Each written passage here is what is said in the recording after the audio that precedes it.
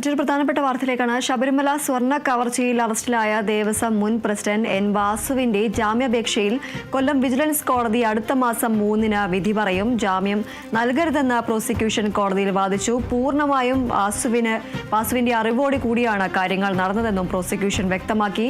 എന്നാൽ വാസു വിരമിച്ച ശേഷമാണ് കട്ടിളപ്പാളികൾ പോറ്റിക്ക് കൈമാറിയത് എന്നാണ് പ്രതിഭാഗത്തിന്റെ വാദം. അതേസമയം മുൻ തിരുവാഭരണം കമ്മീഷണർ എ ബൈജുവിന്റെ ജാമ്യാപേക്ഷയിൽ കോടതി ഈ മാസം 29-ന് വിധി പറയും.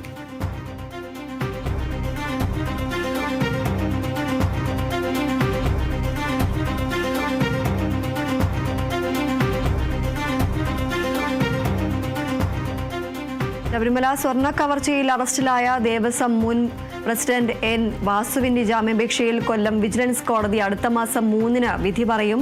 ജാമ്യം നൽകരുതെന്നാണ് പ്രോസിക്യൂഷൻ കോടതിയിൽ വാദിച്ചത്. എന്നാൽ പൂർണ്ണമായും വാസുവിന്റെ അറിവോടുകൂടിയാണ് കാര്യങ്ങൾ നടന്നതെന്നുമാണ് പ്രോസിക്യൂഷൻ വാദിച്ചത്. എന്നാൽ വാസു വിരമിച്ച ശേഷമാണ് ഇത്തരത്തിൽ കട്ടിളപ്പാളികൾ പോറ്റിക്ക് കൈമാറിയത് എന്നാണ് പ്രതിഭാഗത്തിന്റെ വാദം. എന്നാൽ പൂർണ്ണമായും വാസുവിന്റെ അറിവോടുകൂടിയാണ് കാര്യങ്ങൾ നടന്നതെന്നാണ് പ്രോസിക്യൂഷൻ കോടതിയിൽ വാദിച്ചത്. ഈ ഒരു സംഭവത്തിലാണ് എൻ വാസുവിന്റെ ജാമ്യാപേക്ഷയുമായി സംബന്ധിച്ച് കൊല്ലം വിജിലൻസ് കോടതി അടുത്ത മാസം 3-ന് വിധി പറയാൻ മാറ്റിയിരിക്കുന്നത്. അടുത്ത മാസം 3-നായിരിക്കും എൻ വാസുവിന്റെ ജാമ്യാപേക്ഷയിൽ കൊല്ലം വിജിലൻസ് കോടതി വിധി പറയുക. ജാമ്യം നൽകരുതെന്നാണ് പ്രോസിക്യൂഷൻ കോടതിയിൽ വാദിച്ചിരിക്കുന്നത്. പൂർണ്ണമായും വാസുവിന്റെ അറിവോടുകൂടിയാണ് കാര്യങ്ങൾ നടന്നതെന്നാണ് പ്രോസിക്യൂഷൻ വ്യക്തമാക്കുന്നത്. എന്നാൽ വാസു വിരമിച്ച ശേഷമാണ് കട്ടിളപ്പാളികൾ പോറ്റിക്ക് കൈമാറിയത് എന്നാണ് പ്രതിഭാഗം വാദിച്ചിരിക്കുന്നത്.